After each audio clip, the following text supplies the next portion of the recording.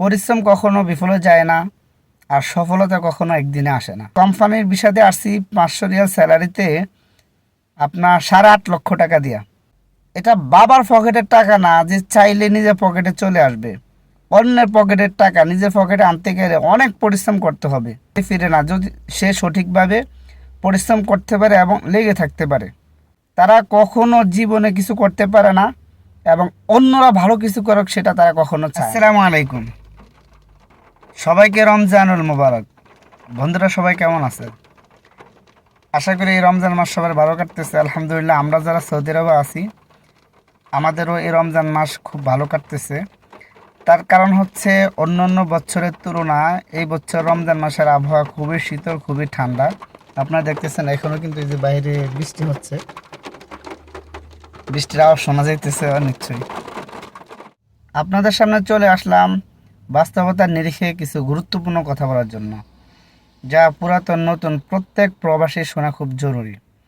আমরা যারা বাংলাদেশ থেকে বিভিন্ন দেশে প্রবাসে যাই, আমাদের কিন্তু মোটামুটি ভালো একটা টাকা বা ভালো একটা অ্যামাউন্ট খরচ হয়।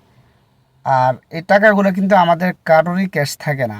হয়তোবা আমরা ব্যাংক থেকে লোন নেই, অথবা কারো কাছ থেকে ধার নেই, অথবা সুদে টাকা আনি, অথবা জায়গা জমি বিক্রি করে কিন্তু আমরা প্রবাসে আসি।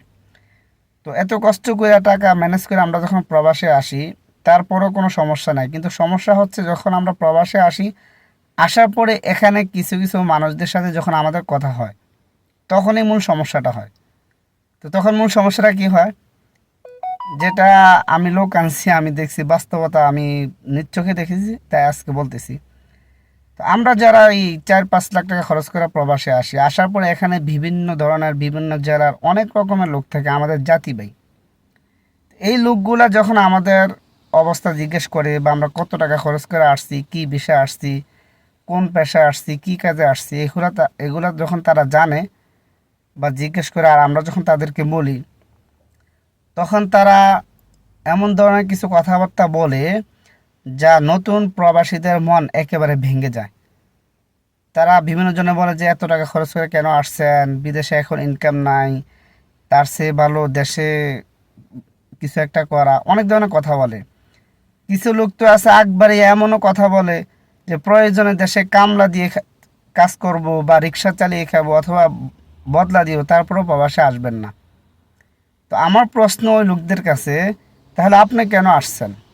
আপনি কেন এখনো প্রবাসে আছেন? আমি জানি এই উত্তরে তারা কি বলবে।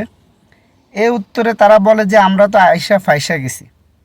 আচ্ছা, আপনি আয়সা ফাইসা গেছেন, ঠিক আছে, আমি বুঝছি। কিন্তু যেই লোকটাকে আপনি বললেন যে এত টাকা খরচ করে কেন আসছেন, প্রবাসের অবস্থা ভালো না, ইনকাম নাই, হ্যান ত্যান অনেক কিছু বলেন, সেই লোকটা তো অলরেডি 4-5 লাখ টাকা খরচ করে প্রবাসে আসছে, সে তো আয়সা ফাইসা গেছে। তাহলে তাকে কেন এই ধরনের কথাবার্তা বলে তার মনটা ভেঙে দেন বলেন? মনে রাখবেন, পরিশ্রম কখনো বিফলে যায় না, আর সফলতা কখনো একদিনে আসে না। আজকে যারা প্রবাসে সফল, তাদের প্রবাসের প্রথম দিনগুলা বা প্রবাসের শুরুর দিনগুলা তারা কত কষ্ট করছে, কত পরিশ্রম করছে, যাই না দেখেন, শুই না দেখেন। আমি যখন প্রবাসে আসি তখন সালটা হচ্ছে 2015 সাল, ফেব্রুয়ারি মাসের 19 তারিখে আমরা সৌদি আরবে আসছি। আমি একা আসি নাই, আমার সাথে আমরা টোটালি একই কোম্পানিতে একই ফ্লাইটে 52 জন লোক আসছি। আমরা যখন আসছি তখন সৌদি আরবে ভিসা অ্যাভেলেবেল ছিল না। কোম্পানির ভিসাতে আসছি 500 রিয়াল স্যালারিতে আপনার 8.5 লক্ষ টাকা দিয়া। আমি জানি এখন এটা বললে হয়তো বা আপনাদের বিশ্বাস হবে না, কিন্তু এটাই সত্যি। আমরা একই ফ্লাইটে একই কোম্পানিতে একই দিনে আসছি 8.5 লক্ষ টাকা দিয়া 500 রিয়াল বেতনে। তো আপনারা জানেন 500 রিয়াল বেতন যদি একজন লোক পায়, তার খানা খরচ আর নেট বিল আদার্স খরচ কিন্তু চলে যায় 500 রিয়াল। কারণ কোম্পানি শুধু আমাদেরকে থাকা দিত, বাকি আদার্স এভরিথিং খরচ আমাদের নিজের। তো যাক, সেগুলো অনেক লম্বা ইতিহাস, অনেক কষ্ট জীবনে করছি। আমার যদি মাসে 500 রিয়াল বেতন হয়, তাহলে আমি বছরে ইনকাম হয় আমার 6,000 রিয়াল। কিন্তু আলহামদুলিল্লাহ, আমি এমনও সময় এখন বর্তমানে গেছে যে আমি সারা বছরে তখন যা ইনকাম করতাম, এখন বর্তমানে এক মাসে আমি তার চেয়ে বেশি ইনকাম হয় আমার। সবসময় হয় না, আমি ইনকাম করছি। তো এগুলা বললে আসলে অনেক কিছু বলা যায়। একটা কথা মনে রাখবেন, এটা বাবার পকেটের টাকা না যে চাইলে নিজের পকেটে চলে আসবে। অন্যের পকেটের টাকা নিজের পকেটে আনতে গেলে অনেক পরিশ্রম করতে হবে। বিদেশের মাটিতে যারাই পরিশ্রম করছে, ধৈর্য সহকারে লেগে আছে, তারা সফল। আমি যখন প্রবাসে আসব তখন আমার ছোট মামা আমাকে একটা কথা বলছিল, এটা আমার সারা জীবন মনে থাকবে।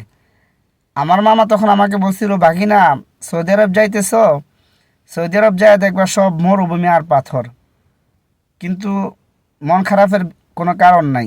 এই পাথর আর মরুভূমি থেকেই কিন্তু টাকা বাইর হয়, যদি তুমি সঠিকভাবে পরিশ্রম করতে পারো।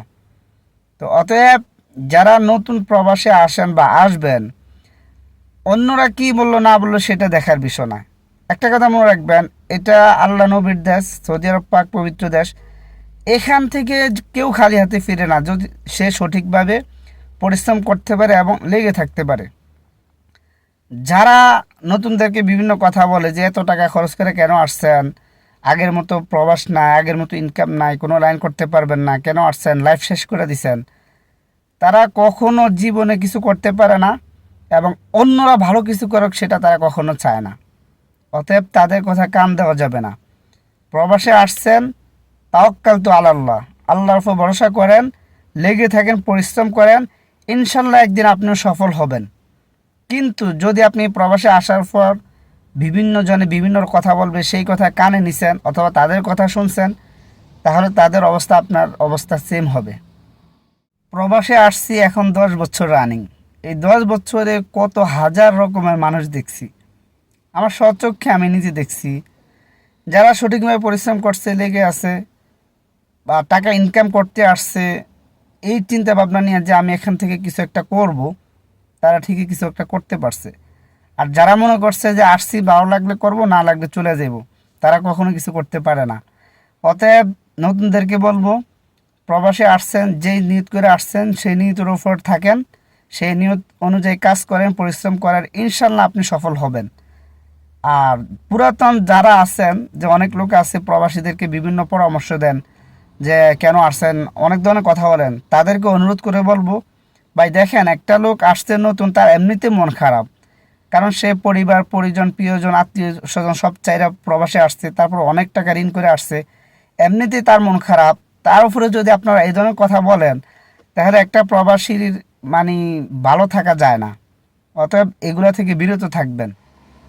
আসলে প্রবাসীদেরকে নিয়ে কথা বললে অনেক কথাই বলা যায়, কিন্তু বলতে বলতে ভিডিও অনেক লম্বা হয়ে যাবে, তাই আজকে আর বেশি কিছু বললাম না।